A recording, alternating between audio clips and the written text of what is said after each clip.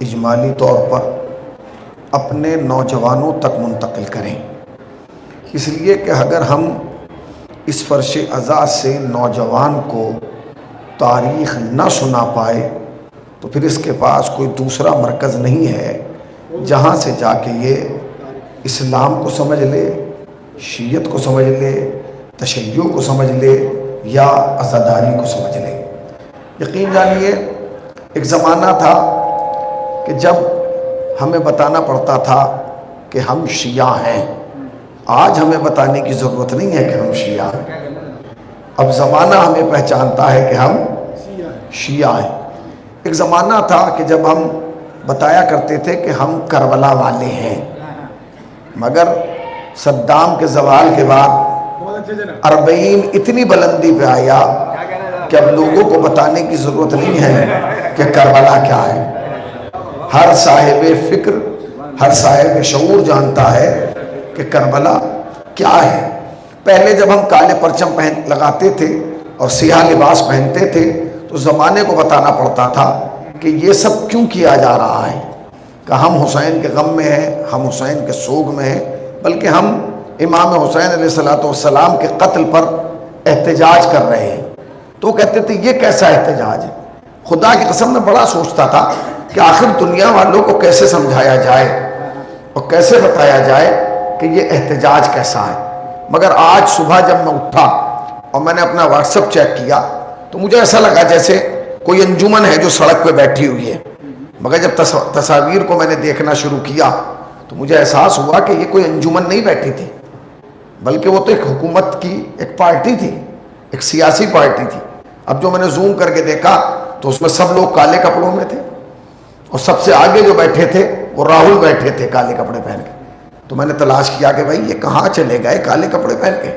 جب بعد میں پتا چلا کہ یہ کالے کپڑے انہوں نے اس لیے پہنے ہیں کیونکہ یہ احتجاج کر رہے ہیں، پروٹیسٹ کر رہے ہیں۔ تو بھیا تمہیں پروٹیسٹ کرنا تھا کوئی بھی کپڑا پہن لیتے، یہ کالا ہی کیوں پہنا؟ اس کا مطلب یہ ہے کہ اب دنیا سمجھ گئی ہے کہ ہم کالا کیوں پہنتے ہیں۔ ظلم کے خلاف جب بھی احتجاج ہوگا، ظالموں کے خلاف جب بھی احتجاج ہوگا وہ سیاہ لباس پہن کر ہوگا۔ حسین اگر نہ ہوتے اور کربلا اگر نہ ہوتی تو دنیا کو احتجاج کا طریقہ بھی نہ پتہ چلتا۔ یہ تو احسان مانیے کہ حسین نے دنیا کو بتایا کہ غم کیسے مناتے ہیں اور خوشیاں کیسے مناتے ہیں۔ صلوات پڑھیں پر محمد و آل محمد پاک۔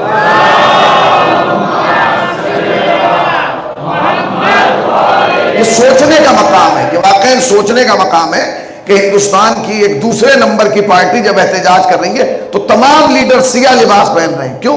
اس لیے کہ سیاہ لباس علامت احتجاج ہے۔ اور یہ دنیا والوں کو کس نے بتایا؟ یہ دنیا والوں کو کربلا نے بتایا کہ جب بھی ظالم کے خلاف احتجاج کرنا تو سیاہ لباس پہننا، سیاہ لباس پہننا تمہارا کام ہے، احتجاج درج کرانا ہمارا کام ہے۔ دنیا میں جہاں بھی احتجاج ہوتا ہے وہ سیاہ لباس پہن کے ہوتا ہے۔ کل تک ہماری گفتگو جو پہنچی تھی وہ اس منزل پہ پہنچی تھی کہ جس وقت مولا کائنات نے کوفے میں دارالحکومت بنایا اور کوفے میں حکومت کو قائم کیا، اسی وقت ایک حکومت جو ہے وہ شام میں وجود میں آئی، جس حکومت کی بنیاد جھوٹ پر تھی، فراڈ پر تھی، ظلم پر تھی، انا پر تھی، غرور پر تھی، تکبر پر تھی، انانیت پر تھی، اپنے نفس پرستی پر تھی۔ اس کا نتیجہ کیا نکلا؟ اس کا نتیجہ یہ نکلا کہ انہوں نے اسلام کے اصولوں کو اور اسلام کے قوانین کو پامال کرنا شروع کر دیا۔ دیکھیے کربلا انسانیت کا پیغام ہے، کربلا حریت کا پیغام ہے، کربلا آزادی کا پیغام ہے۔ کربلا انسان کو جھکتا ہوا نہیں دیکھنا چاہتی، کربلا انسان کو سربلند دیکھنا چاہتی ہے، کربلا انسان کو پریشان نہیں دیکھنا چاہتی، کربلا انسان کو مطمئن دیکھنا چاہتی ہے۔ اب آپ جائیے کہ یہ کربلا، دیکھیے کربلا کا تعلق انسانیت سے ہے۔ میں آپ کو بتاؤں گا وہ کیسے۔ انسان میں اور حیوان میں بنیادی فرق جانتے ہیں کیا ہے؟ کان آپ کے پاس بھی ہیں، کان حیوان کے پاس بھی ہیں، آنکھیں آپ کے پاس بھی ہیں، آنکھیں حیوان کے پاس بھی ہیں، ہنس آپ بھی رہے، حیوان بھی اپنے اعتبار سے ہنس رہا ہے، بول آپ بھی رہے، حیوان بھی بول رہا ہے۔ پھر فرق کیا ہے؟ ہو سکتا ہے بعض چیزوں میں حیوان آپ سے آگے نکل جائے، مثلا اگر آپ دوڑیں تو آپ پیچھے رہ جائیں گے، اور اگر گھوڑا دوڑے تو وہ آگے نکل جائے گا۔ طاقت میں آپ پیچھے رہ جائیں گے اور ہاتھی آگے نکل جائے گا، ہیبت میں آپ پیچھے رہ جائیں گے اور شیر آگے نکل جائے گا۔ تو کہیں کہیں تو حیوان انسان سے آگے بڑھ گیا نا، مگر اسلام نے اور قرآن نے جو عزت انسان کو دی ہے وہ حیوان کو نہیں دی، چاہے وہ طاقت میں زیادہ ہے، چاہے وہ ہیبت میں زیادہ ہے، چاہے وہ رفتار میں زیادہ ہے۔ اسلام نے قانون کیا بنایا؟ اسلام نے کہا کہ سنو، کہ انسان اتنا باوقار ہے کہ قرآن نے کہا لقد کرمنا بنی آدم، اے بنی آدم ہم نے تمہیں تاج کرامت سے نوازا، یعنی ہم نے تمہارے سر پر کرامت کا تاج رکھا، تم صاحب کرامت ہو۔ قرآن یہاں نہیں رکا، آگے بڑھا اور کہنے لگا لقد خلقنا الانسان فی احسن تقویم، ہم نے انسان کو احسن تقویم پر پیدا کیا۔ کمال ہے، انسان کے سر پر کرامت کا تاج رکھ دیا اور اس کی کمر میں جو ہے وہ احسن تقویم کا پٹکا باندھ دیا، اور جب یہ دیکھا کہ ابھی اس کا قد اس بلندی تک نہیں پہنچا تو اسے اشرف المخلوقات کی نالین پہنا دی تاکہ اس کے قد و قامت کے برابر کوئی اور نظر نہ آئے۔ مگر سوال یہی پیدا ہوتا ہے کہ انسان میں اور حیوان میں فرق کیا ہے؟ کیا فرق ہے انسان اور حیوان میں؟ جب علماء سے پوچھا گیا کہ فرق کیا ہے تو انہوں نے کہا انسان اور حیوان میں بنیادی فرق ہے عقل کا۔ جہاں عقل ہے وہاں انسانیت ہے، جہاں عقل نہیں ہے وہاں حیوانیت ہے۔ توجہ فرمائیے گا، کیا کہا؟ انسان اور حیوان کے درمیان جو بنیادی فرق ہے وہ عقل کا ہے۔ جہاں عقل پائی جاتی ہے وہ انسان ہے، اور جہاں عقل نہ پائی جائے اسے حیوان کہا جاتا ہے۔ اب دوسرا فرق جو انہوں نے بتایا وہ شاید بنیاد مجلس بن جائے، وہ کہتے ہیں دوسرا فرق ہے حیا اور بے حیائی کا۔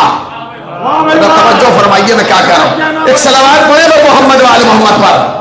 ذرا آگے آ جائیے، تھوڑا سا ذرا سا آگے آئیے، ذرا تھوڑا سا آپ تھوڑا سا آگے تشریف لائیے بیٹو، ادھر آ جاؤ جلدی سے، آ جاؤ ادھر آ جاؤ، شاباش شاباش، تھوڑا سا آگے آئیے، ایک اور صلوات پڑھیں پر محمد وآل محمد۔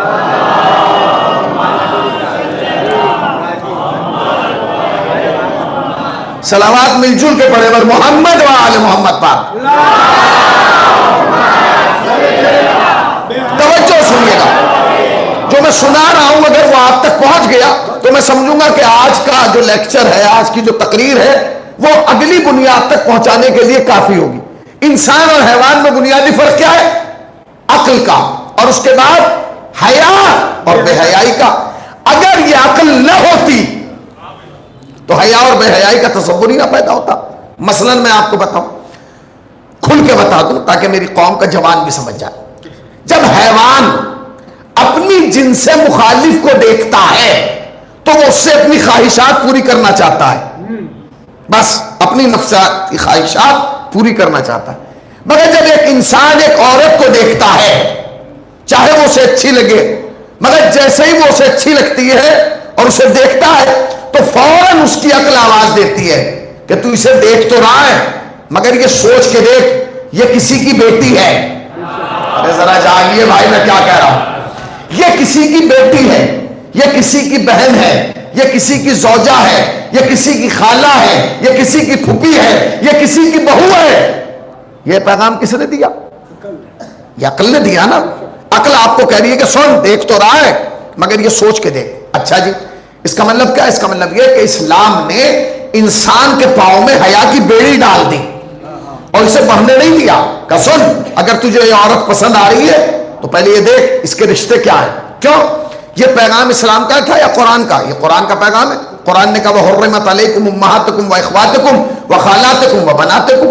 قرآن نے کیا کہا؟ قرآن نے کہا تمہاری مائیں، تمہاری خالائیں، تمہاری پھوپھیاں، تمہاری بھانجیاں، تمہاری بھتیجیاں، تمہاری دودھ پلانے والی دائیاں ہم نے تم پر حرام قرار دی ہیں۔ سنتے رہیے گا، کیا کہا قرآن نے؟ تمہاری ماں، تمہاری پھوپھی، تمہاری خالہ، تمہاری بھانجی، تمہاری بھتیجی، تمہاری دودھ پلانے والی دائی تم پر حرام ہے۔ مطلب کیا؟ مطلب یہ کہ ماں سے شادی نہیں ہو سکتی، بہن سے شادی نہیں ہو سکتی، پھوپھی سے شادی نہیں ہو سکتی، خالہ سے شادی نہیں ہو سکتی، بھانجی سے شادی نہیں ہو سکتی، بھتیجی سے شادی نہیں ہو سکتی۔ حتیٰ کہ یہ کہ دودھ پلانے والی دائی سے شادی، یہ پاکیزہ رشتے، یہ آبرو مند رشتے ہیں، یہ عزت دار رشتے ہیں، یہ احترام والے رشتے ہیں، یہ اکرام والے رشتے۔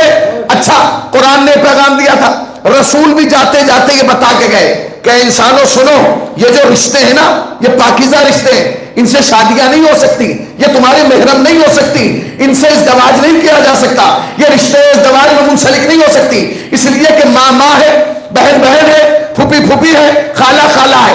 اب ایک پیغام ہے قرآن کا، ایک پیغام ہے رسول کا، دونوں نے کیا کہا کہ یہ پاکیزہ رشتے، یہ احترام والے رشتے، یہ اکرام والے رشتے ہیں۔ تاریخ کہتی ہے کہ نبی کے اس دنیا سے جانے کے بعد 50 سال کے بعد یزید جیسے شخص منبر پر آیا، اور اس نے خالی یہ نہیں کہا کہ کوئی دین نہیں آیا، کوئی اسلام نہیں آیا، کوئی شریعت نہیں آئی، کوئی قانون نہیں آیا، کوئی اصول نہیں آیا، بلکہ یہ بنی ہاشم کا ایک ڈھونگ تھا کہ جو انہوں نے حکومت حاصل کرنے کے لیے کیا تھا۔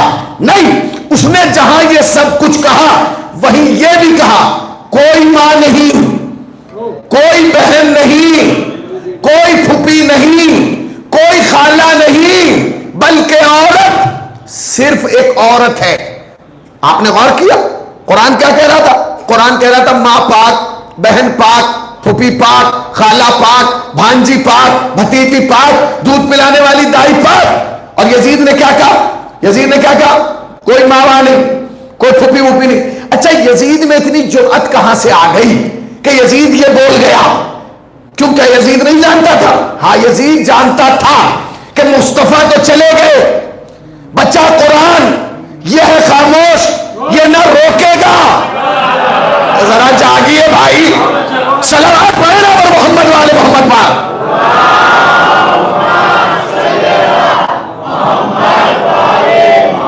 ایک اور صلوات پڑھیں پر محمد والے محمد پر۔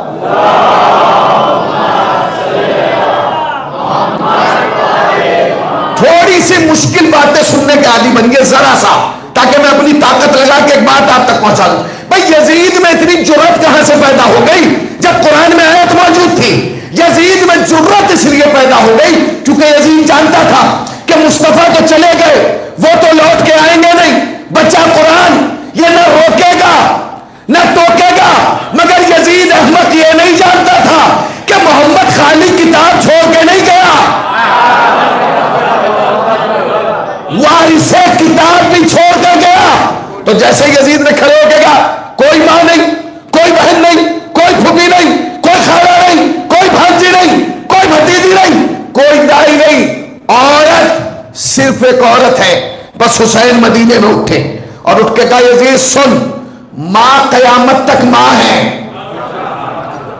بہن قیامت تک بہن ہے، پھوپھی قیامت تک پھوپھی ہے، خالہ قیامت تک خالہ ہے، بھانجی قیامت تک بھانجی ہے، بھتیجی قیامت تک بھتیجی ہے۔ آپ نے غور ہی نہیں کیا، میں تو تمہید مکمل کر گیا۔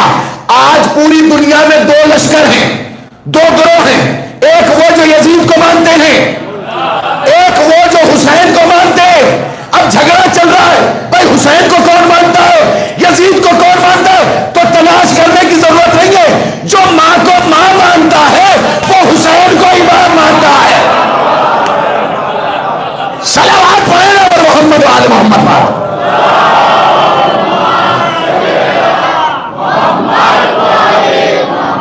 جو ماں کو ماں مان رہا ہے وہ حسین کو امام مان رہا ہے، جو پھوپھی کو پھوپھی مان رہا ہے وہ حسین کو امام مان رہا۔ اب اگر آپ بیدار ہو تو میں جملہ کہہ دوں تاکہ آپ اور طریقے سے اپنے ذہن کو آمادہ اور آراستہ کر لیں، اس جملے کو سن لیں۔ بھائی لوگ یہ کہتے ہیں حسین تو امام تھے، حسین کو تو معلوم تھا کہ کربلا میں کیا ہونا، میرے سر و تن میں جدائی ہونا ہے، شام غریبہ آنا ہے، بے حرمتی ہونا ہے، ردائے چھننا ہے۔ حسین کو ضرورت کیا تھی؟ اکیلے آتے، یہ عورتوں کو کیوں لائے؟ نہ حسین عورتوں کو لاتے، نہ یہ بے حرمتی بولیے ہوتی۔ یہ تو سوال پیدا ہوتا ہے، لوگ کہتے ہیں جی حسین کو لانا ہی نہیں چاہیے تھا، حسین غلط لائے۔ خبردار، حسین کربلا میں کسی رشتہ دار کو نہیں لائے تھے، آپ نے غور ہی نہیں کیا۔ حسین کربلا میں کسی رشتہ دار کو لائے نہیں تھے. جتنے رشتے قرآن نے پاک بتائے تھے حسین سب چن کے کربلا میں لائے تھے. آپ نے غور ہی نہیں کیا. صلوات پڑھے پر محمد و آل محمد پر کچھ نہیں. سخت بات. پھر سنیے, جتنے رشتے قرآن نے پاک بتائے تھے حسین سب چن کے کربلا میں لائے تھے. آپ کیا سمجھ رہے ہیں؟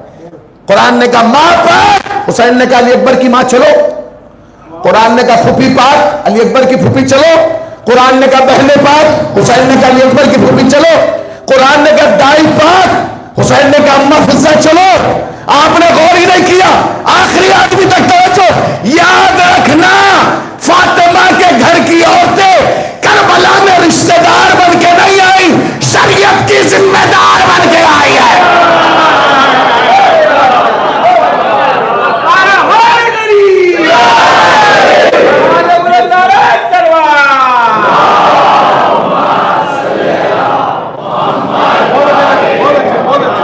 کربلا میں فاطمہ کے گھر کی عورتیں رشتہ دار بن کے نہیں آئی, شریعت کی ذمہ دار بن کے آئی. اب جملہ کون؟ خالی زینب ذمہ دار نہیں ہے, سکینہ بھی ذمہ دار شریعت ہے, رشتہ دار اور ہیں. آپ نے غور نہیں کیا. بھائی فاطمہ کے گھر کی عورتیں میدان میں ایسے تھوڑی آتی ہیں. اب آپ نے غور ہی نہیں کیا. میں کیا کروں, اب ہر چیز کو وضاحت کے ساتھ تھوڑی بیان کروں گا. بھائی فاطمہ کے گھر کی عورتیں ہیں, ایسے میدان میں تھوڑی آ جائیں گی. اس لیے کہ انہیں تو معلوم ہے کہ نانا نے پابندی لگائی ہے کہ عورت میدان میں نہ آئے.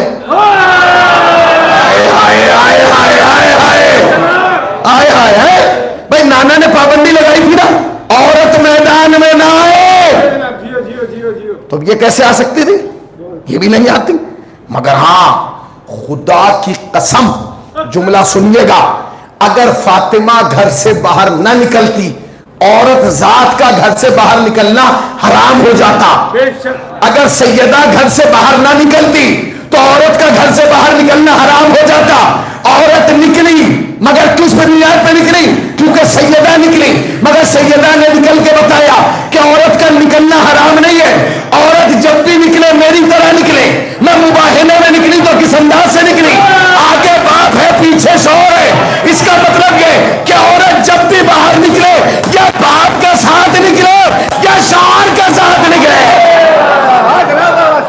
صلوات پڑھو محمد و آل محمد پر.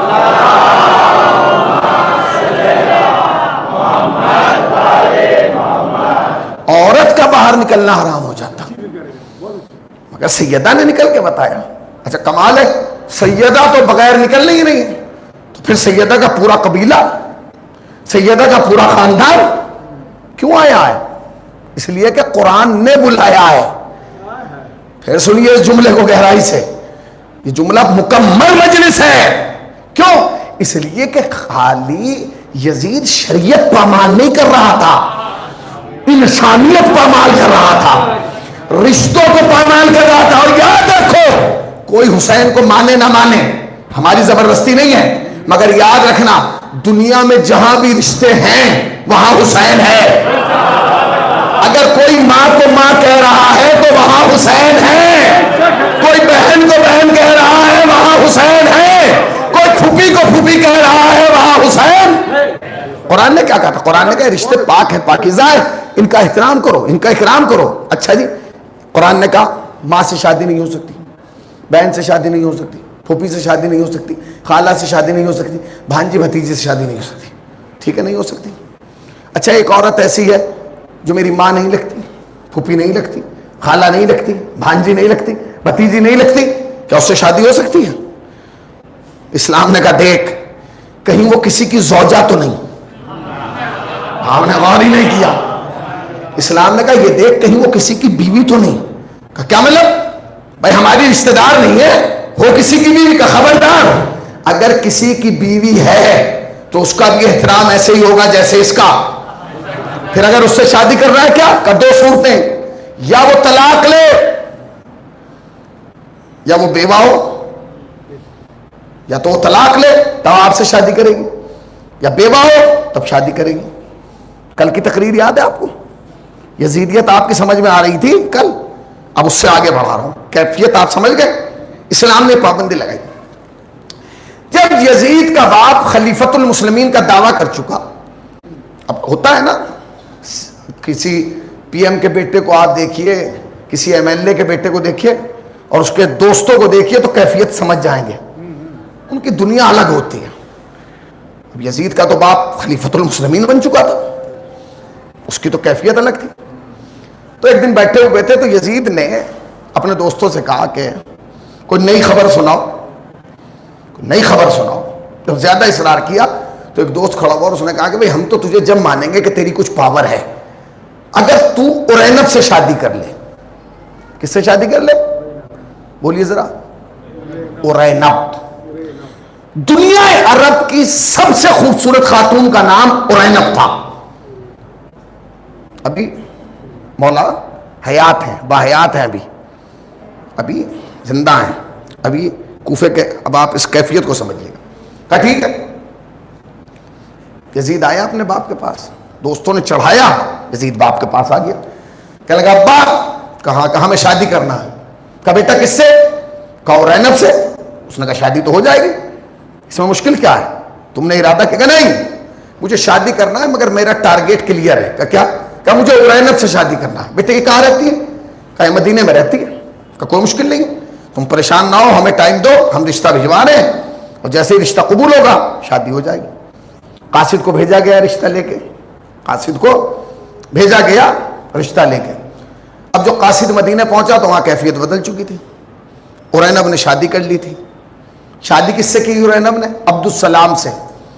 عبد السلام ہے علی کا صحابی، اور علی کو اتنا مانتا ہے کہ کھانا اپنے دروازے پہ بیٹھ کے کھاتا ہے تو پانی علی کے دروازے پہ پیتا ہے. وجہ سنیے گا، ہے ایسا صحابی ارینب. اور ارینب سے عمر میں بھی بڑا ہے، مگر ارینب نے جوانوں کو چھوڑ کر اس بوڑھے سے شادی کی. جانتے کیوں؟ کیونکہ وہ جانتی تھی کہ جوانی ڈھل جائے گی. میں غور کیا، مگر محبت اہل بیت ڈھکتی نہیں ہے، وہ بڑھتی چلی جاتی ہے. بھائی آپ نے غور ہی نہیں کیا، جوانی وقت کے ساتھ ڈھلتی چلی جاتی ہے، علی کی محبت وقت کے ساتھ بڑھتی چلی جاتی ہے. رشتہ کرا دیا.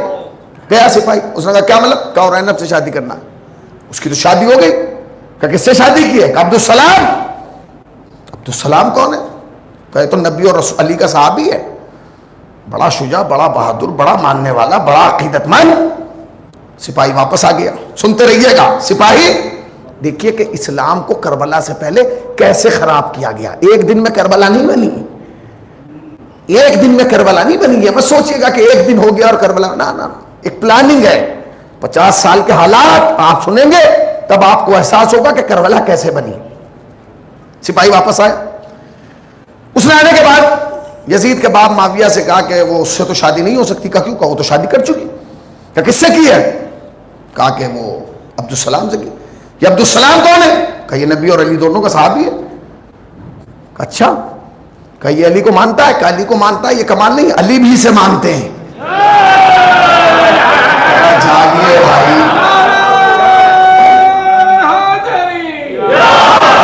سنتے رہیے گا.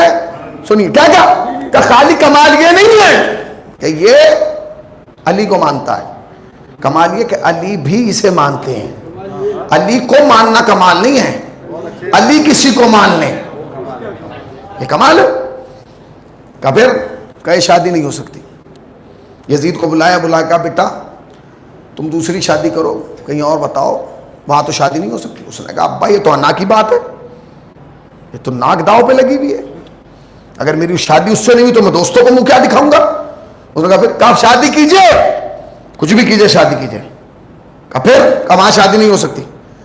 کہا اگر شادی نہیں ہو سکتی اسے اٹھوائیے، ہمیں تو شادی کرنا. اس نے کہا دوسرے کی بیوی کو اٹھا کیسے لاؤں؟ کہا ارے اٹھا لائیے، آپ کے لیے کون سا مشکل ہے. اس نے کہا بیٹے وہ زمانہ اور تھا، اب میں خلیفۃ المسلمین ہوں. یعنی کہاں بیٹھے ہیں، آپ نے غور ہی نہیں کیا، آپ غور ہی نہیں کر رہے. میں پیچھے والے بھی سن لیں کہ آپ کے لیے کون سا مشکل ہے. کہا اس زمانے میں نہیں تھا، آپ نے غور ہی نہیں کیا. یہ کتنا بدبخت باپ ہے کہ جس کے بیٹے سے بھی چھپے ہوئے نہیں ہیں. کہا سنیے بلا لائیے یا تو رینب کو بلوا لیجئے. کہا نہیں میں خلیفۃ المسلمین ہوں, اگر میں یہ کام کروں گا لوگ کیا کہیں گے کہ امیر المومنین خلیفۃ المسلمین کاتب وحی الہی یہ کام کر رہا. اس نے کہا جی مجھے تمہاری خلافت سے کوئی لینا دینا نہیں, نا یہ خلافت ولافت تمہیں مبارک, مجھے تو اورینب چاہیے. اس نے کہا ٹھیک ہے مجھے ٹائم دے میں بات کرتا ہوں. اب اس نے ایک آدمی کو بلایا جس کا نام تاریخ میں بڑا مشہور ہے, عمر عاص. بہت چالاک آدمی تھا, بہت شاطر تھا, اتنا شاطر تھا کہ بعض لوگوں نے لکھا کہ ایک دن یہ جنگل سے جا رہا تھا, آگے آگے امیر شام ہے اور پیچھے پیچھے یہ. تو امیر شام نے گھوڑے کو روکا اور روکنے کے بعد کہا اے عمر عاص یہ بتاؤ کہ تم زیادہ عقل مند ہو یا میں؟ اس نے کہا حضور میں کیا عقل مند, میں تو نوکر خادم غلام, عقل مند تو آپ ہیں, آپ بادشاہ ہیں, آپ امیر ہیں. ٹھیک ہے, خوش ہوا, آگے چلا. تھوڑی دیر کے بعد جب سناٹا ہوا تو عمر عاص نے کہا حضور, کہا ایک بات کہنا ہے. کہو, کہ ذرا کان کہیے, قریب لائیے. وہ کان قریب لایا, اس نے ایک تماچا رسید کیا. کہ تماچا کیوں مارا؟ کہ بھائی اگر تو عقل مند ہے تو پھر کیوں کان میں سن رہا ہے جب یہاں کوئی ہے ہی نہیں؟ تیری تو عقل مندی کا عالم یہ کہ اتنا شاطر اور اتنا تیز آدمی تھا, اور معاویہ کے منہ لگا ہوا تھا, یعنی بادشاہ کے منہ لگا ہوا تھا. اس نے اسے بلایا, کس کو؟ کیونکہ تیز تھا, چالاک تھا. یہ اتنا چالاک تھا کہ علی کے سامنے سے زندہ واپس آ گیا. پتہ نہیں کہاں بیٹھے ہیں آپ, اب ہر چیز مجھ سے کھلوا کے نہ پڑھوائیے. بھئی یہ اتنا چالاک تھا کہ علی کے سامنے سے زندہ واپس آ گیا, خوش ہو گیا. جب بادشاہ کے سامنے آیا, بادشاہ نے کہا تو علی کے سامنے سے بھی بچ کے آ گیا؟ اس نے کہا بچ کے آیا ہوں, یہ کمال نہیں, یہ دیکھ آیا کیسے ہوں. کہ یہ تیرے دماغ میں کیسے آیا؟ کہنے لگے میرے سامنے جب علی آئے اور علی نے جب میرا پیچھا کرنا شروع کیا اور علی نے مجھے مارنے کا ارادہ کیا, میں سمجھ گیا کہ اب جان بچنا ممکن نہیں ہے. میں نے اپنا لباس اتار دیا کیونکہ میں جانتا تھا کہ علی کسی برہنہ کا پیچھا نہیں کرتے. بکھر کے نہیں مل کے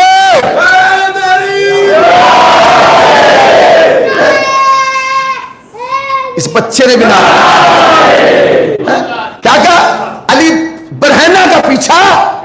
آپ نے غور ہی نہیں کیا. میں ایک لفظ اور کہہ دوں, علی کسی بھی طریقے کے برہنہ کا پیچھا نہیں کرتے, چاہے وہ لباس کا برہنہ ہو, فکر کا برہنہ ہو, نظروں کا برہنہ ہو, شعور کا برہنہ ہو. علی کو برہنیت پسند نہیں ہے, علی کو برہنہ پن پسند نہیں ہے. پھر اسے بلایا. اب یہ تو منہ لگا تھا نا, بادشاہ کا منہ لگا تھا. بلایا, آیا, بادشاہ ٹہل رہا, وہ اپنا کرسی پہ آگے بیٹھ گیا. بادشاہ سلامت, اس رات کے اندھیرے میں مجھے کیوں بلایا؟ ٹہلتا رہا. ایک لفظ کہوں گا آخری آدمی تک, آہستہ سے کہوں گا, زور سے سن لیجیے گا. ٹہلتا. اس نے کہا ٹہل کیوں رہا ہے؟ مجھے پوری بات بتانا, ہوا کیا؟ تو کہنے لگا کہ مسئلہ یہ ہے کہ یزید شادی کرنا چاہتا ہے. یزید شادی کرنا چاہتا ہے. یہ کھڑا ہوا اور مسکرا کے کہنے لگا کیا تم لوگوں کو بھی شادی کی ضرورت ہے؟ کہاں بیٹھے ہیں بھائی, ذرا جاگیے.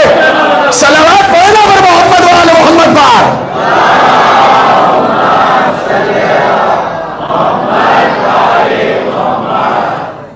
ایک اور صلوات پڑھیں پر محمد وعلی. علی یہ شادی کرنا چاہتا ہے, شادی کرنا چاہتا ہے یہ. اور کہا بھائی تمہیں شادی کی ضرورت کیا ہے؟ تمہیں اب عمر عاص کا یہ کہنا کہ تمہیں شادی کی کیا ضرورت ہے, یہ سوال بہت زیادہ مفہوم رکھتا ہے, مگر ہر چیز چونکہ ممبر سے بیان نہیں کی جا سکتی. تو اس نے کہا پھر مشکل کیا ہے؟ بھائی تو خلیفۃ المسلمین ہے, بادشاہ ہے, حاکم ہے, رشتہ بھیج, شادی ہو جائے گی. اس نے کہا مسئلہ تو دوسرا ہے. آخری آدمی تھا. خدا کے واسطے اب تک میں نے تمہارے سامنے گزارش نہیں کی مگر اس جملے کی پذیرائی کر لینا, ورنہ میں سمجھوں گا کہ پوری تقریر کا خون ہو گیا اس جملے پر. اس لیے کہ اس تقریر میں صرف جملے ہیں اور اس میں جملے میں تاریخ پوشیدہ ہے. بھائی پوری توجہ, پوری توجہ. کیا کہا کہ رشتہ بھیج, رشتہ قبول ہو جائے گا. کہہ لیں گے وہ رشتہ بھیجا تھا مگر وہ مشکل ہے. تو کہنے لگے کیوں مشکل ہے, کیوں مشکل ہے؟ تو کہنے لگے مسئلہ یہ ہے کہ جو لڑکی یزید کو پسند آئی ہے وہ کسی دوسرے کی زوجہ ہے, وہ کسی کی شریک حیات ہے, وہ پہلے ہی کسی کی بیوی ہے. عمر عاص کھڑا ہوا اور کہنے لگا اتنا تو میں جانتا تھا کہ تو اور تیرا بیٹا کبھی کچھ حلال نہیں سوچ سکتے.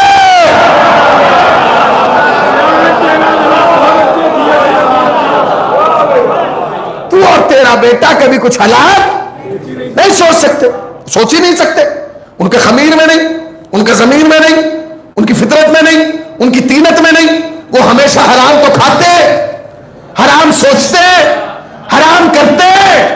اچھا کہ پھر کہ تجھے اس لیے بلایا گیا کہ شادی ہونا ہے؟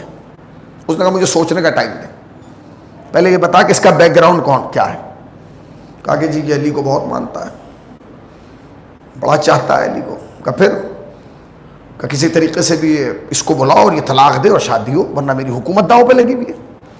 تو اس نے کہا ٹھیک ہے، پریشان نہ ہو، اپنے غلام کو بلا اور اس کے ذریعے خط لکھوا، خط کا مضمون میرا ہوگا، مہر تیری ہوگی۔ کہ کیا؟ کہ خط لکھ عبدالسلام کے نام، اے عبدالسلام تجھے میں حاکم شام سلام کرتا ہوں۔ کیا کہنا تیرا؟ تیرا سینہ احادیث نبوی کا خزانہ ہے، تیرے سینے میں رسول کی حدیثیں محفوظ ہیں، مگر کیا فائدہ؟ تجھ جیسے لوگ تو مدینے میں بہت سارے ہیں، وہاں تو ضرورت ہی نہیں ہے تیرے جیسوں کی، مگر شام میں کوئی ایسا نہیں ہے کہ جس کے پاس رسول کی حدیثیں ہوں۔ لہٰذا ہماری گزارش یہ ہے کہ تو شام چھوڑ کے مدینہ چھوڑ کے شام آ جا اور یہاں رسول اللہ کی حدیثیں بیان کر، یہاں رسول اللہ کی احادیث بیان کر، تاکہ لوگوں تک رسول اللہ کا دین پہنچ جائے۔ اس نے کہا کہ ٹھیک ہے، قاصد کو خط دیا، قاصد خط لے کے کہاں پہنچا؟ مدینے پہنچ گیا۔ سنیے، جب شیطان غالب آتا ہے تو کیا ہوتا ہے؟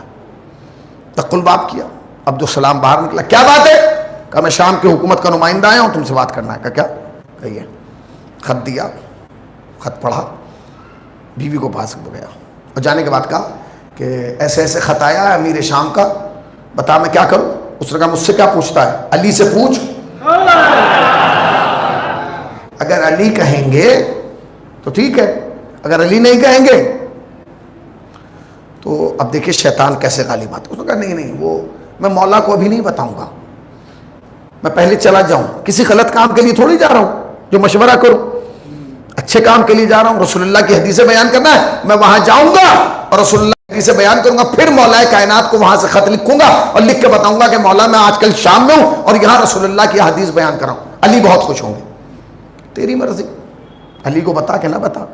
سامان باندھا، نکلنے لگا، جب نکلنے لگا تو بیوی نے پیچھے سے کہا انا للہ، چلا گیا۔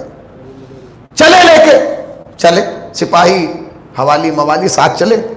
اس زمانے میں جب کوئی قافلہ چلتا تھا تو ایک منزل پہلے ایک اطلاع دینے والا ایک خادم چلا کرتا تھا، وہ بتاتا تھا کہ قافلہ ایک منزل پیچھے، 2 منزل پیچھے۔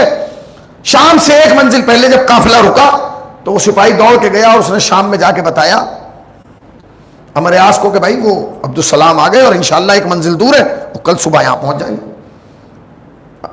اٹھ کے گیا بادشاہ کے پاس امر یاس، اس نے کہا کہ معاویہ وہ جس کا انتظار تھا وہ آ گیا۔ کہاں ہے؟ کہا 1 منزل دور ہے۔ کہا تو بلاؤ۔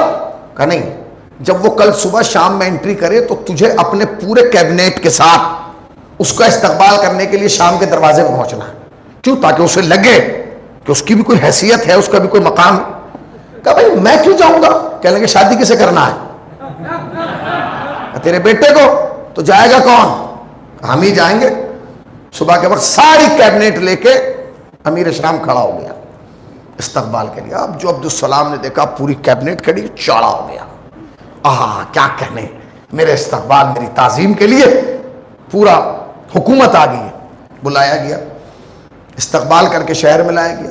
کہا آپ کیا کریں؟ کہا ایسا کرنا کہ جب کل یہ دربار میں آئے تو دربار کرسی چھوڑ کے کھڑا ہو جانا اور اسے اپنی بغل میں بٹھانا تاکہ اسے لگے کہ اس کا کوئی منصب، ایک وقار۔ اس نے یہ کیا، جیسے جیسے امیر شام کا وہ امر یاس کہتا رہا ویسا ویسا امیر شام کرتا رہا۔ اچھا ادھر یہ سب کام ایک دن میں تھوڑی ہو رہا، ٹائم لگ رہا۔ ادھر سے یزید کا پریشر، ابا شادی، ابا شادی، ابا شادی، ابا اورینب۔ اب ادھر جو تاخیر ہو رہی ہے وہ بادشاہ کہہ رہا ہے جلدی کرو۔ اس نے کہا دیکھو ایک دم نہیں، 1 دن میں نہیں ہوگا، تھوڑا سا وقت دو تاکہ مسائل میں حل کر دو۔ اب کیا ہوتا ہے، اب کوئی بھی بات ہوتی ہے مشورے کے لیے کسے بلایا جا رہا ہے؟ عبدالسلام کو۔ بادشاہ مشورہ کس سے لے رہا ہے؟ عبدالسلام سے۔ رائے کس سے لے رہا ہے؟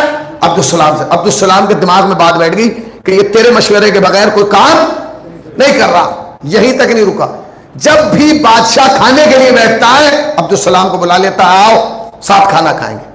اب یہ چل رہا ہے، یہ سارا معاملہ چل رہا ہے، ادھر سے پریشر، ابا شادی، ابا شادی، بھائی یہ تیری شادی کے لیے تو ہو رہا ہے سب، رک جا۔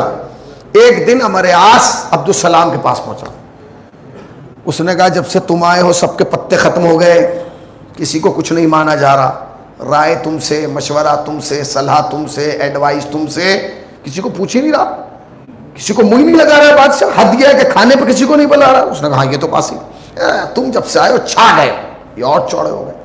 2-4 دن کے بعد عبدالسلام ٹہل رہا تھا کہ امر عاص آیا، اور اس نے کہا بھائی آج تو انتہا ہو گئی۔ کہا کیا ہوا؟ کہ بس اب تو ختم ہو گیا سب معاملہ۔ کہا کیا ہوا؟ کہ میں بادشاہ کے پاس سے آ رہا ہوں، میرے شام کے پاس سے آ رہا ہوں، وہ کہہ رہا ہے کہ میں اس رشتے کو رشتہ داری میں بدلنا چاہتا ہوں۔ کیا مطلب؟ کہ وہ اپنی بیٹی کی شادی آپ سے کرنا چاہتا ہوں۔ اس نے کہا آپ کا دماغ خراب ہو گیا، میں تو شادی شدہ ہوں۔ اس نے کہا وہ تو ایک رائے ہے، سوچ لیجئے۔ کہ میں سوچ کے جواب دوں گا۔ 3 دن کے بعد پھر ہمارے آس بھائی سوچا؟ کہ لیں کیا سوچوں، دنیا عرب کی سب سے خوبصورت خاتون میرے رشتہ ازدواج میں بندی ہے، خوبصورت بھی ہے، خوبصورت بھی ہے۔ اس نے کہا سنو صورتیں تو ڈھل جائیں گی، یہ تو وقت کے ساتھ ڈھل جائے گی، مگر یہ جو حکومت ہے یہ تیرا انتظار کر رہی ہے۔ کہا کیوں؟ کہ یزید تو پیتا اتنا ہے کہ باپ کی زندگی میں مر جائے گا، حاکم کون بنے گا؟ اس نے کہا وہ تو میں ہوں۔ تو کہا سوچ لیجئے۔ کہا ٹھیک ہے۔ 4-5 دن کے بعد ہمارے آس آیا۔ کہا کیا ہوا؟ کہ میں نے سوچ لیا، میں شادی کے لیے تیار ہوں۔ کہا ٹھیک ہے۔ اب جو ہمارے آس گئے تو واپس ہی نہیں آ رہے ہیں، اب یہ ڈھونڈ رہے ہیں کہ جب سے میں نے ہاں کی ہے وہ مل ہی نہیں رہا، تلاش کر رہا ہے، مل ہی نہیں رہا۔ 2 ہفتے کے بعد ہمارے آس ٹہلتے ہوئے ملے، اور کہا تم نے تو کوئی جواب ہی نہیں دیا۔ اس نے کہا بھائی وہ کام نہیں ہو سکتا۔ کیوں نہیں ہو سکتا؟ تو نے ہمارے دل میں چراغ حکومت جلا دیا، لالچ کی چراغ مشال روشن کر دی، اور تو کہہ رہا ہے کام ہے؟ نہیں نہیں، سنو دیکھو سب راضی ہیں، سب راضی ہیں۔ کہا تو پھر؟ کہ جس سے شادی ہونا وہ راضی نہیں ہے۔ کہ وہ کیا کہہ رہی ہے؟ وہ کہہ رہی ہے کہ اگر مجھ سے شادی کرنا ہے تو پہلی والی کو طلاق دو۔ آپ نے سنا ہی نہیں میں کیا کہہ رہا ہوں؟ اگر شادی کرنا ہے تو پہلی والی کو طلاق دو، اس لیے کہ ایک نیام میں 2 تلواریں۔ اس نے کہا میں طلاق نہیں دے۔ اس نے کہا سوچ لو، میں نے تو اسی لیے کوئی جواب نہیں دیا پہلی، مجھے معلوم تھا تم کہاں چھوڑو گے، مگر وہ حکومت کا ولولہ، وہ حکومت کا لالچ ذہن پہ اور دل پہ اور روح پہ اور عقیدے پہ اور فکر پر غالب آ چکا تھا۔ 1 دن 2 دن 3 دن 4تھے دن اس نے بلایا کہ ٹھیک ہے مجھے اس کی شرط منظور ہے، میں طلاق دوں گا اور میری شادی کا۔ ٹھیک ہے کوئی بات نہیں، طلاق دے دی جا۔ طلاق دے دی گئی۔ اب جو طلاق دی گئی تو انہوں نے کہا کہ شادی کا بھی رکیے، پہلے طلاق نامہ وہاں پہنچنے دیجئے پھر شادی ہوگی۔ اب یہ چنا گیا کہ طلاق نامہ لے کے کون جائے گا، کسے دی جائے گی ذمہ داری، کسے دی جائے، کون ہے وہ آدمی؟ تو بادشاہ نے کہا کون جائے گا؟ جس نے سب سے زیادہ محنت کی ہے، ہمارے آس کو بھیجو۔ کہ حضور میں یہ طلاق نامہ نہیں لے کے جا سکتا۔ کہ کیوں؟ کہ جب میں طلاق نامہ دوں گا اسے تو وہ بہت روئے گی، مجھے عورتوں کا رونا پسند نہیں۔ کہا ارے کتنا روئے گی، 10 منٹ 5 منٹ، اس کے بعد کا میں نسخہ دے رہا ہوں، خوش ہو جائے گی۔ کہ کیا؟ کہ جب تو اسے طلاق نامہ دے گا تو وہ بہت روئے گی، جب وہ روئے تو کہنا رو مت، تو وہ کہے گی میں روؤں کیوں نہ، مجھے طلاق ہو گئی۔ کہ خالی طلاق نامہ نہیں لایا ہوں، رشتہ بھی لایا ہوں۔ تو وہ کہے گی کس کا رشتہ؟ تو کہنا امیر شام کے بیٹے کا رشتہ، خلیفۃ المسلمین کے بیٹے کا رشتہ، امیر المومنین کے بیٹے کا رشتہ، جس کے وسیلے سے دعائیں قبول ہو رہی ہیں اس کا رشتہ۔ وہ خوش ہو جائے گی، رشتہ قبول کر لے گی، بس ختم، اتنی سی بات ہے۔ اس نے کہا بات تو صحیح ہے۔ دیکھیے ایک کام کو انجام دینے کے لیے کتنا دماغ لگایا گیا، سوچ رہے ہیں آپ سمجھ رہے ہیں آپ ہی کے یہاں بڑے بڑے چانکیہ موجود ہیں، آپ سوچ رہے ہیں بڑے بڑے دماغ گجراتی میں پائے جاتے ہیں۔ وہاں دیکھو یہ رشتہ لے کے چلا۔ اب اس زمانے میں ایک دم تو پہنچتا نہیں تھا آدمی، کہ دلی سے بیٹھا اور 2 گھنٹے میں احمد آباد، منزل بہ منزل چلتا تھا آدمی۔ اب منزل بہ منزل چل رہا ہے۔ اب جو یہ مدینے سے 1 منزل پہلے رکا تو اسے رات بھر نیند نہیں آئی، یہ سوچنے لگا کہ تو نے بڑی محنت کی ہے اس رشتے میں، مگر یہ بادشاہ کو تو نہیں پتا، یہ تو مجھے پتا ہے کہ عبدالسلام اتنی علی سے محبت نہیں کرتا جتنی ارینب کرتی ہے، اور وہ علی کی دیوانی ہے، وہ سب کچھ ہو سکتا ہے مگر وہ یزید کا رشتہ قبول نہیں کرے گی، کچھ بھی ہو جائے۔ پھر کیا ہوگا؟ میں رشتہ دوں گا اور رشتہ قبول نہیں کرے گی، پھر فائدہ کیا؟ لہٰذا ایک رشتہ ساتھ میں اور ہو، چونکہ جب وہ رہنا تو وہ رشتہ منع کرے گی تو میں فوراً کہوں گا ایک رشتہ اور ہے، اگر آپ کو یزید سے نہیں کرنا تو آپ ان سے کر لیجئے، آپ کی زندگی خراب نہیں ہوگی۔ وہ رشتہ کس کا دوں؟ بڑا سوچتا رہا رات بھر، اس کو آخر میں اس نے طے کیا نہیں، چونکہ میں نے سب سے زیادہ محنت کی ہے، اب آپ پتہ نہیں کہاں بیٹھے، چونکہ میں تاریخ سنا رہا ہوں آپ کو، چونکہ سب سے زیادہ دماغ میں نے لگایا ہے، محنت میں نے کی ہے، تو اگر یزید کے بعد کسی کا حق ہے تو وہ میرا ہے۔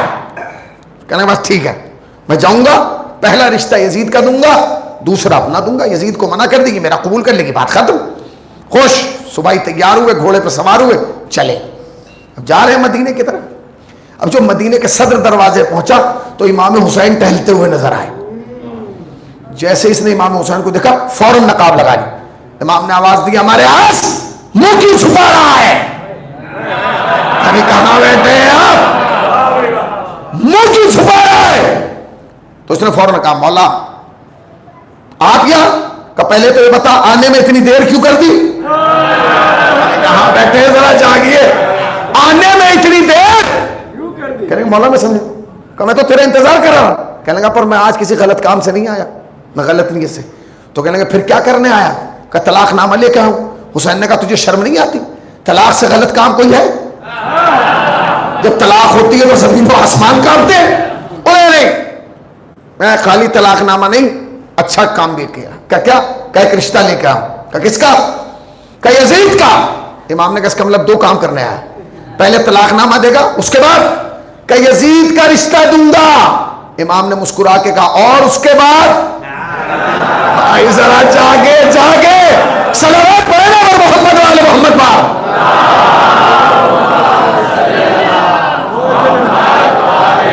ایک اور صلوات پڑھنا اور محمد والے محمد پاک۔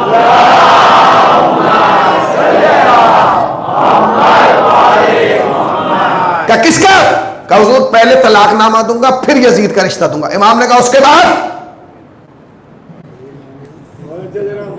چپ۔ امام نے کہا بتا اس کے بعد؟ حضور اس کے بعد میں اپنا دوں گا۔ امام نے کہا ٹھیک ہے۔ کہنے کہ سن ان رشتوں میں ایک رشتہ اور اضافہ کر لے۔ کہ کس کا؟ کہ پہلے یزید کا دینا، پھر اپنا دینا، اس کے بعد میرا دینا۔ کہاں بیٹھے ذرا جاگیے، پہلے اپنا یزید کا، پھر اپنا، پھر میرا، اور جا چلا جا میں یہی انتظار کر رہا ہوں۔ یہ چلا آگے، اب یہ سوچتے ہوئے جا رہا ہے دوں نہ دوں، اس لیے اگر میں نے حسین کا رشتہ دے دیا تو پھر یزید کا اور میرا کیوں قبول کرے گی؟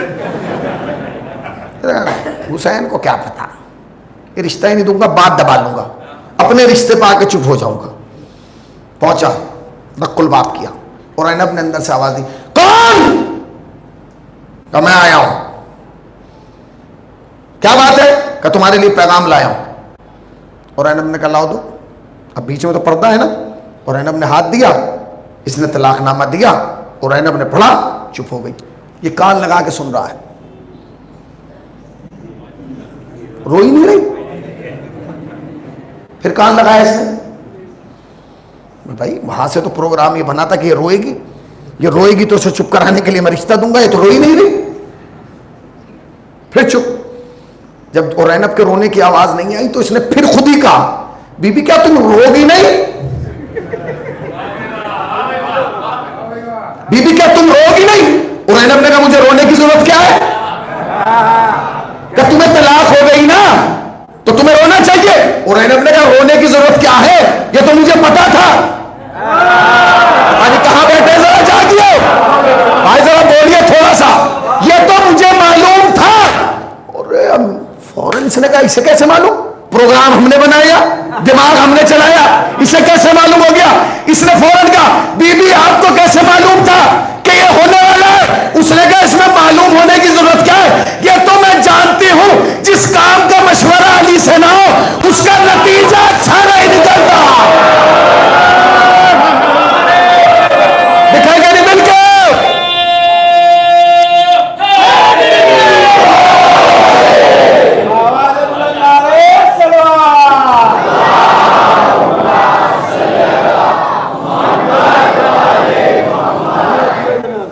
جس کام کا مشورہ علی سے نہ ہو اس کا نتیجہ مجھے پتا تھا، علی سے مشورہ نہیں لیا، یہ تو ہونا ہی تھا.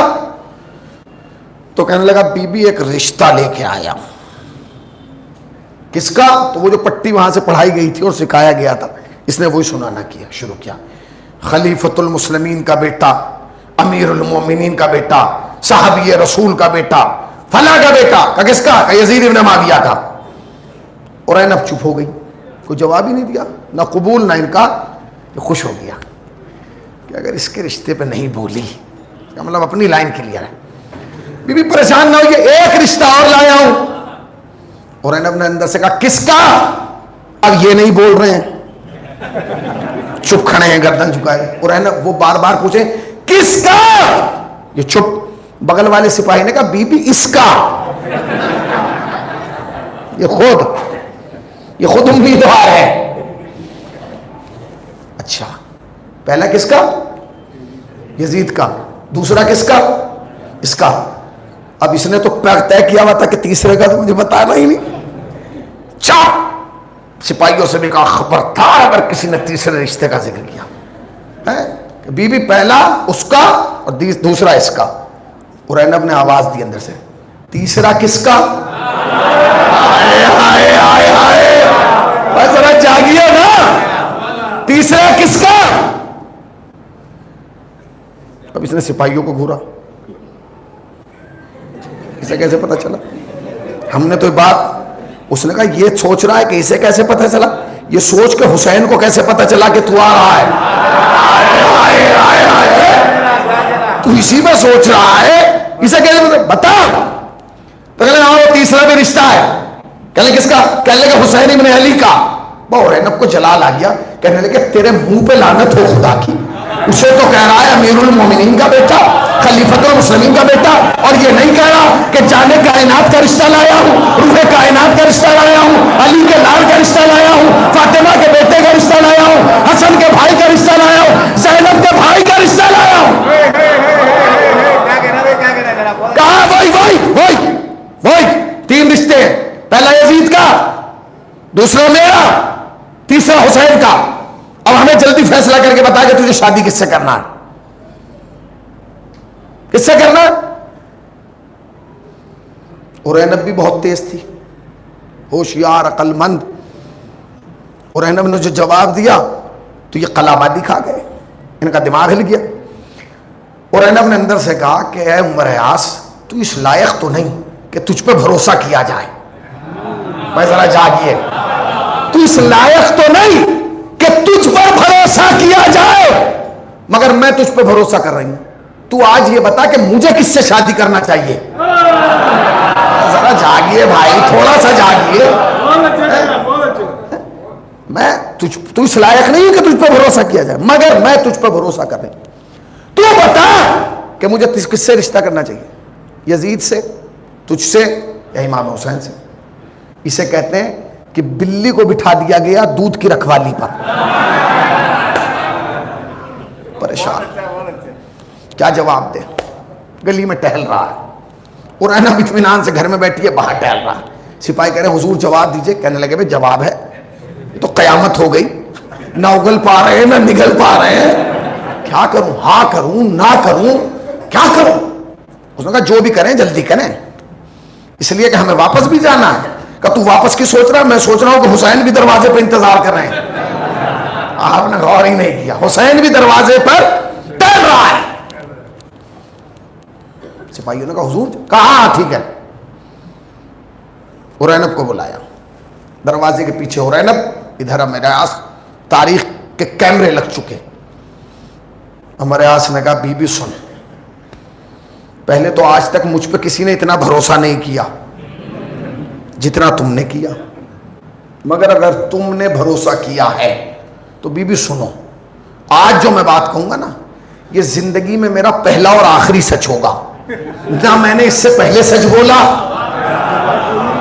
یعنی کہاں بیٹھے ہیں بھائی، نہ اس سے پہلے کبھی سچ بولا، نہ کبھی اس کے بعد بولوں گا.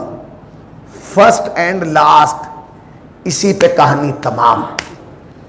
اور اینب نے کہا ٹھیک ہے بولیے.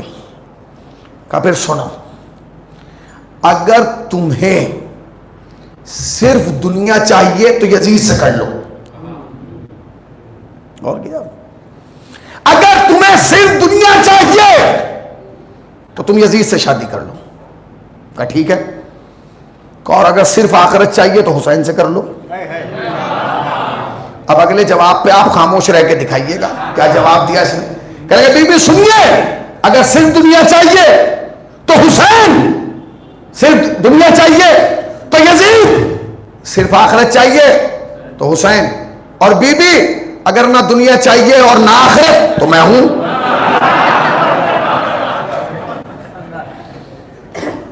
اگر صرف دنیا چاہیے تو یزید سے کر لیجیے، اگر صرف آخرت چاہیے تو حسین سے کر لیجیے، اور اگر دونوں میں سے کچھ نہیں چاہیے، نہ دنیا نہ آخرت. اب ارینب بولی. ارینب نے کہا اے عمر عاص، یہ تو مجھے بھی معلوم ہے کہ اگر میں نے یزید سے شادی کی تو صرف دنیا ملے گی، اور مجھے یہ بھی معلوم ہے کہ اگر میں نے حسین سے شادی کر لی تو صرف آخرت ملے گی. مگر یہ بتا کہ تو اتنا فقیر کیسے ہوا کہ نہ تیرے پاس دنیا نہ آخرت؟ میں سوچنے کا تو مقام ہے. چلو ایک آدمی نے دنیا بنا لی، اس کی آخرت ختم ہو گئی. تو اتنا کنگال کیسے رہ گیا کہ نہ تیرے پاس دنیا ہے نہ آخرت؟ اس نے کہا پھر بی بی سن، میں نے دنیا میں ایک کام اتنا برا کیا جس کی وجہ سے نہ مجھے دنیا ملی نہ آخرت ملی. اور میں نے کہا وہ کام بتا کیا کیا؟ کہنے لگے بس سن بی بی، میں نے پوری زندگی ایک ہی کام کیا. کہا کیا؟ ادھر کی. بھائی آپ نے غور ہی نہیں کیا، ذرا جاگیے. میں نے پوری زندگی ایک ہی کام کیا، ادھر کی ادھر. اس وجہ سے نہ دنیا مل پائی. آپ نے غور ہی نہیں کیا. یہ ہمارے آس کا جملہ ہے اور بڑا ہی قیامت کا جملہ ہے. میں نے ادھر کی. اس کا مطلب یہ ہے کہ جو دوستوں میں ادھر کی ادھر کرے، خاندانوں میں ادھر کی ادھر کرے، رشتہ داروں میں ادھر کی ادھر کرے، انجمنوں میں ادھر کی ادھر کرے، جماعت میں ادھر کی ادھر کرے، بھائیوں میں ادھر کی ادھر کرے، نہ اسے دنیا ملے گی نہ اسے آخرت ملے گی. تو خدا کے واسطے ادھر کی ادھر نہ کیجیے. جدھر کی جدھر ہے ادھر ہی رہنے دیں. ادھر ادھر کے چکر میں نہ رہیں، ورنہ نہ آپ ادھر کے رہیں گے. ہاں کبیر کہا تو بھائی مجھے تو حسین سے کرنی ہے. چلے جاؤ. چلا. دروازے پہ امام حسین ملے. کہا حضور وہ آپ کا پیغام پہنچا دیا. کہنے لگے تو نے پہنچایا یا اس نے معلوم کیا؟ تو نے پہنچایا یا اس نے؟ اب آپ خود سوچئے کہ یہ سارا پروگرام ہوا اور یہاں تک پہنچ گیا، یزید کتنا خوش ہوگا، وہ کتنا ہیپی ہوگا، کتنا خوش ہوگا. بس اب تو بس سارا شادی پہنچ گیا. عمر عاص بھرا ہوا دربار تھا. تو معاویہ نے کہا کیا طلاق نامہ دے آئے؟ اس نے کہا ہاں جی دے آئے. رشتہ کا وہ بھی ہو گیا. ماشاءاللہ مبارک ہو. کہا آپ کے لیے نہیں ہے. ابھی کا رشتہ آپ کے بیٹے سے نہیں علی کے بیٹے سے ہوا. رشتہ آپ کے بیٹے سے نہیں ہوا. کیا مبارکباد. کبھی علی کے بیٹے سے ہوا. کہنے لگے علی کے بیٹے سے ہوا. کہاں؟ کہ جب ہم مدینے پہنچے دروازے پہ حسین کھڑے تھے، بچ کے جانے کا سوال ہی نہیں تھا. تو کہنے لگے انہیں کس نے بتایا کہ تو آنے والا ہے؟ واہ، ہم سے پوچھ رہے ہو کہ انہیں کس نے بتایا؟ ابے ہم سے پوچھ رہے ہو کہ پھر کہ یہاں پروگرام بعد میں بنا ہے، پتہ پہلے چل گیا. صلوات پڑھے نا محمد آل محمد با.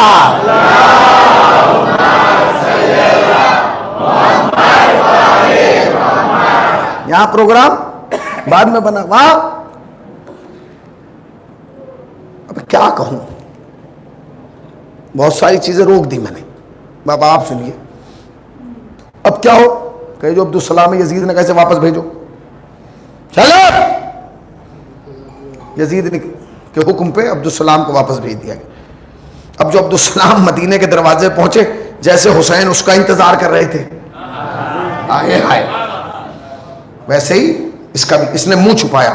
عبدالسلام منہ کیوں چھپا رہا ہے؟ کہا مولا غلطی ہو گئی، مگر اس غلطی کی سزا بھی مل گئی. کہا کیا؟ عزت بھی گئی، بیوی بھی گئی.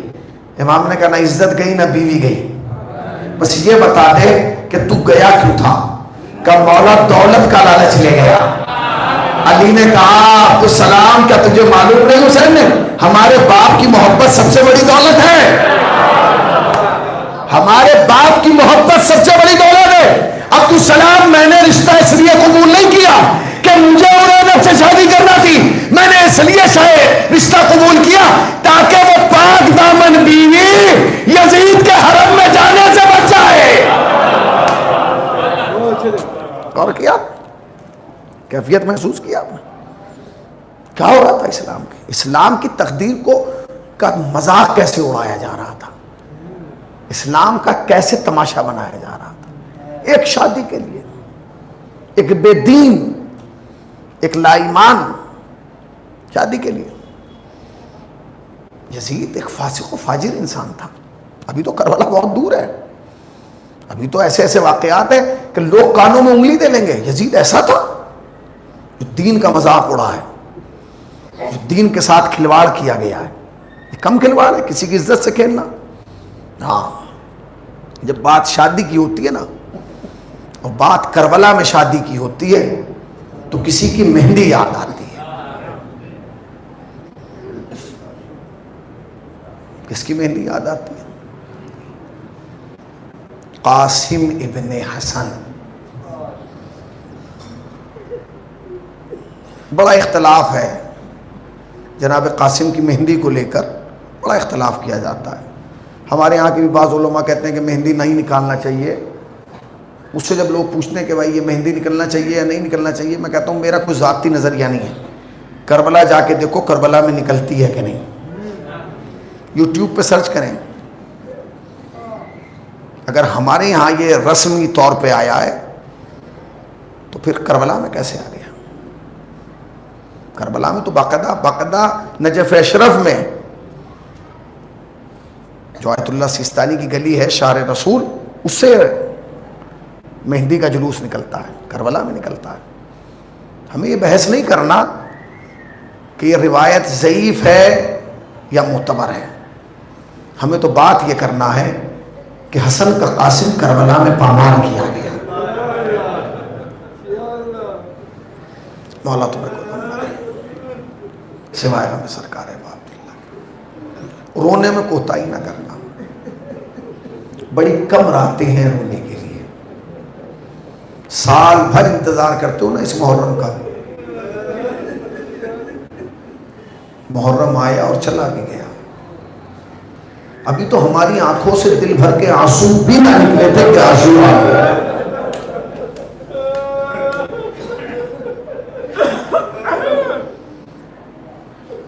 جانتے ہیں کربلا میں جناب قاسم کی عمر 13 برس ہے. 13 برس. 13 برس کی عمر کیسی ہوتی ہے آپ کو معلوم ہے؟ 13 برس کے بچے کی کیفیت کیا ہوتی ہے؟ مگر یہ کربلا والے عجیب ہیں.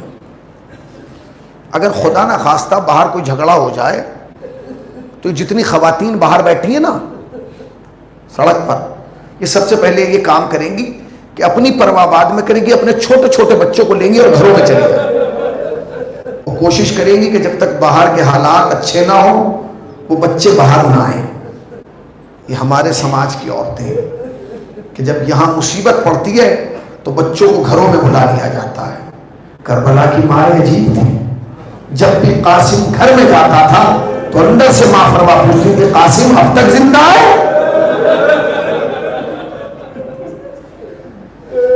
رونے میں کوتاہی نہ کرنا. ہاں 13 برس. جس وقت امام حسن کا انتقال ہوا اس وقت 3 برس کے تھے جناب قاسم. 10 سال حسین کی امامت کا عرصہ ہے کربلا تک. بھائی کے شہادت کے بعد بھتیجے کی کفالت چچا کے پاس آ گئی. پرورش کس نے کی ہے؟ امام حسین نے. عجیب و و غریب جملہ ہے، اگر آپ برداشت کر سکیں۔ حسین نے جانتے کتنی احتیاط سے پرورش کی ہے قاسم کی، اتنی احتیاط سے کی ہے کہ امام حسن کی شہادت کے بعد کبھی حسین نے قاسم کو موٹا لباس پہننے نہیں دیا، موٹا کپڑا۔ جانتے کیوں؟ اس لیے کہ کھال اتنی نرم تھی کہ اگر قاسم موٹا لباس پہنتے تھے کھال چھل جاتی تھی۔ میں تو پڑھ چکا مسائل، اب اس کے بعد بھی مسائل کی ضرورت ہے۔ آپ نے غور ہی نہیں کیا۔ ایک لمحے کے لیے سوچو جس چچا کو یہ گوارا نہ ہو کہ بھتیجے کی کھال لباس سے چھلے، اس کے دل پر اس وقت کیا گزرا ہوگا جب 300 گھوڑے 13 گھوڑے ادھر سے ادھر، ادھر سے ادھر۔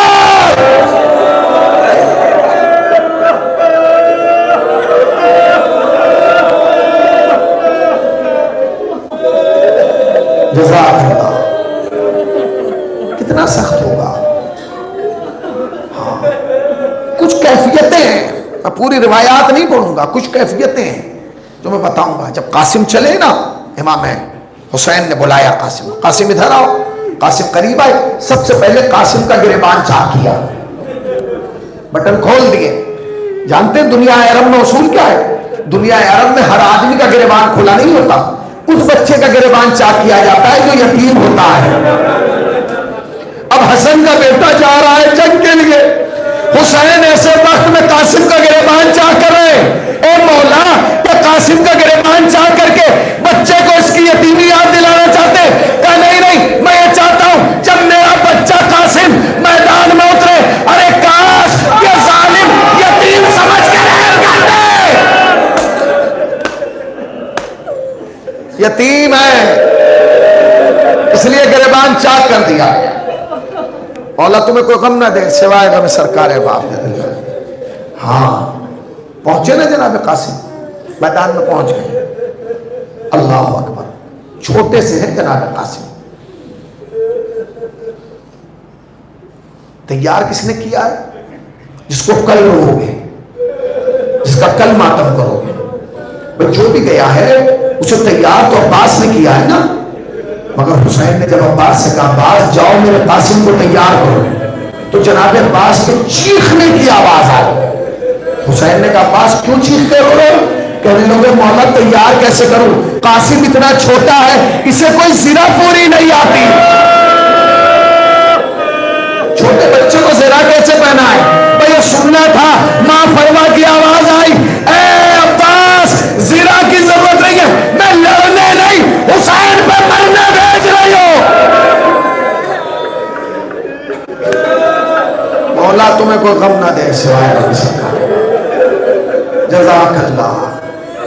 ہاں گھٹ کے نہ رویا کرو، بآواز بلند رویا کرو، آواز بلند رویا کرو۔ سیدہ کو گھٹ کے رونے والا پسند نہیں ہے۔ چوتھے امام نے کہا نا، روایت ہے کہ جب پہنچے اور حسین کی مجلس ہو رہی تھی تو بانی مجلس سو رہا تھا، مگر جب مجلس ختم ہوئی تو امام نے پوچھا کیا تجھے میرے جد کی مصیبت پہ رونا نہیں ہے؟ تو اس نے فوراً رومال کیا ہے، فرزند زہرا دیکھیے میرا رومال آنسوؤں سے تر ہے۔ کہتے بھی گھٹ کے نہ رو، بآواز بلند رویا جائے، اس لیے کہ میری دادی کو میرے بابا پر رونے والا ایسا پسند ہے کہ وہ ایسے رو جیسے ایک جوان بیٹے کے لاشے پر ایک ضعیف باپ سر و سینہ پیٹ کر واہ غربتا۔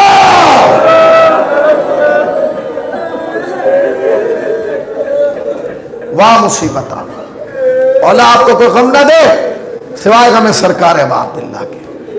دو چار روایتیں اور سن لی۔ چلے گئے قاسم، میدان میں گئے۔ ایک دفعہ آواز آئی،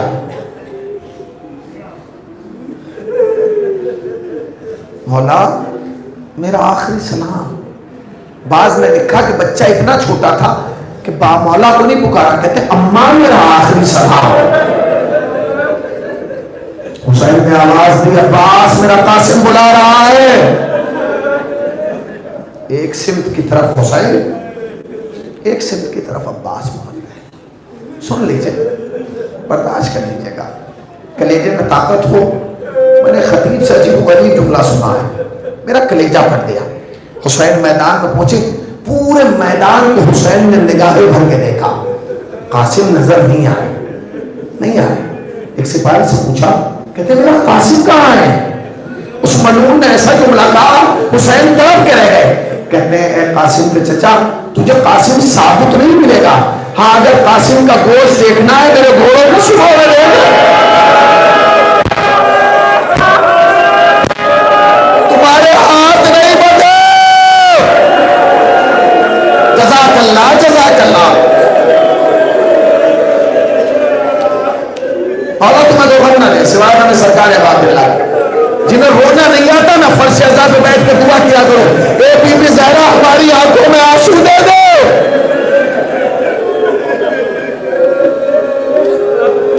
حسین ایک بلندی پہ پہنچے، کہتے قاسم قاسم قاسم۔ قاسم نے کوئی جواب نہیں دیا۔ پھر کہتے قاسم، حسین آواز دے رہا، قاسم نے کوئی جواب نہیں دیا۔ کہتے قاسم میرے لال تیرا چچا بلا رہا ہے، کوئی جواب نہیں دیا۔ پھر کہتے قاسم امام وقت آواز دے رہا ہے۔ بس یہ کہنا تھا کہ کربلا کے مقتل میں ہوا کے گوشت کے ٹکڑوں نے ہوا میں اڑنا شروع کیا، آواز آ رہی تھی لبیک یا مولا، لبیک یا مولا۔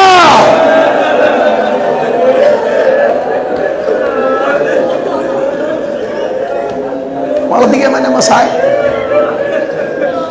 سن لی تم نے شہادت۔ سچ بتاؤ کیا یہ انداز گریہ ہے؟ تم اس گریہ سے مطمئن ہو؟ فاطمہ بڑی دور سے پرسہ لینے آئی ہے، اور ایک جملہ میں اپنی ماں بہنوں سے کہنا چاہتا ہوں، بیویوں آج یہ سوچ کے رونا کہ آج اسے رو رہی ہو جس کا جسم ثابت نہیں گیا۔ کیفیت سمجھے آپ محسوس نہیں کر پائے اس بات کو۔ حسین نے دیکھا کہ پورے مقتل کربلا میں، پورے میدان کربلا میں گوشت کے ٹکڑوں نے ہوا میں اڑنا شروع کیا۔ لبیک یا مولا، لبیک یا مولا۔ اب میں کیا پڑھوں اس کے بعد، مگر ایک جملہ پڑھنا چاہتا ہوں۔ حسین کیسے لاشیں جمع کریں؟ خدا نہ کرے کہ کسی چچا کو یہ منظر سامنے آئے، خدا نہ کرے کہ کسی چچا کو اپنے بھتیجے کا لاشا ایسے چگنا پڑے۔ جانتے روایت کیا کہتی ہے؟ روایت کہتی ہے کہ حسین نے اپنی ابا اپنے دوست سے اتاری اور زمین کربلا پہ بچھائی۔ سمجھ گئے نا؟ میری طرف دیکھنا، حسین نے ابا بچھا لی، اس کے بعد حسین نے زمین کربلا پہ ٹکڑے چگنا شروع کیے۔ یہ حسین نے قاسم کا بازو اٹھایا، ابا کے دامن میں رکھ لیا، قاسم کا سینہ اٹھایا،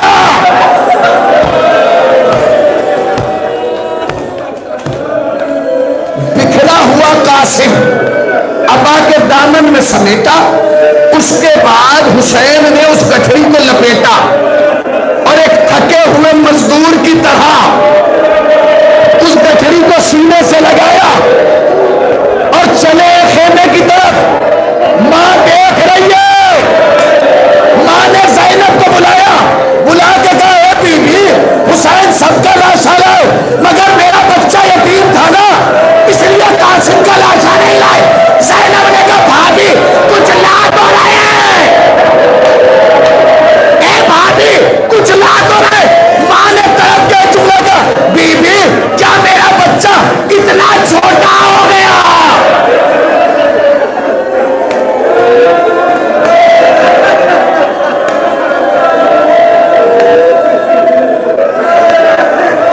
جزاک اللہ، جزاک اللہ، جزاک اللہ، جزاک اللہ۔ مولا تمہیں کوئی غم نہ دے۔ بی بی کیا میرا قاسم اتنا چھوٹا ہو گیا؟ ہاں، خطیب آل محمد کہتے ہیں جب تک زین پر تھا تو قاسم تھا، جب زمین پہ آیا تو تقسیم ہو گیا۔ ہاں، جس نے اب تک ماتم نہیں کیا، جو اب تک نہیں رویا، وہ آخری جملہ سن لے۔ مجلس تمام کر رہا ہوں، یہ سوچئے گا کہ رونے کی راتیں ہیں، اگلے برس وہی روئے گا جو زندہ رہے۔ نہ جانے کتنے ایسے ہوں گے جو گزشتہ برس یہاں تھے اب نہیں ہے، خود جو گزشتہ برس اس منبر سے خطاب کر رہا تھا وہ ذاکر مولا چلا گیا. اس کا مطلب یہ کہ زندگی کا کوئی بھروسہ نہیں ہے. جتنا ہو سکے غم آل محمد میں رو لو. سنو گے حسین نے وہ گٹھڑی زینب کو دی. زینب وہ گٹھڑی خیمے میں لائی. خیمے میں لا کے وہ گٹھڑی رکھ دی. ساری بیویاں گٹھڑی کے اطراف میں جمع ہو گئی. ماتم شروع کیا. واہ حسینہ واہ غربتہ واہ قاسمہ واہ حسنہ واہ مصیبتہ. ماتم ہو رہا ہے. ساری بیویاں ماتم کر رہی ہیں. خطیب اہل محمد کہتے ہیں اکیلی تھی قاسم کی ماں جو گٹھڑی کا چکر کاٹ رہی تھی. وہ نہیں رہی, چکر کاٹ رہی ہیں, چکر کاٹ رہی ہیں. جب کافی دیر ہو گئی نا چکر کاٹتے ہوئے, زینب نے بازو پکڑ لیا اور بازو پکڑ کے بھابھی یہ چکر کیوں کاٹ رہی ہیں, بیٹھ کے پرسہ کیوں نہیں لیتی. اور ماں نے ایک جملہ کا کلیجہ پڑ گیا. کہتی ہے بی بی میں بیٹھنا تو چاہتی ہوں مگر اصول یہ جب بیٹے کا جنازہ آتا ہے ماں سرحدے بیٹھتی ہے. میں کیا کروں, مجھے قاسم کا سراہنا نہیں مل رہا. ارے میرا بچہ ٹکڑوں میں تقسیم ہو گیا. واہ مصیبت واہ قاسمہ.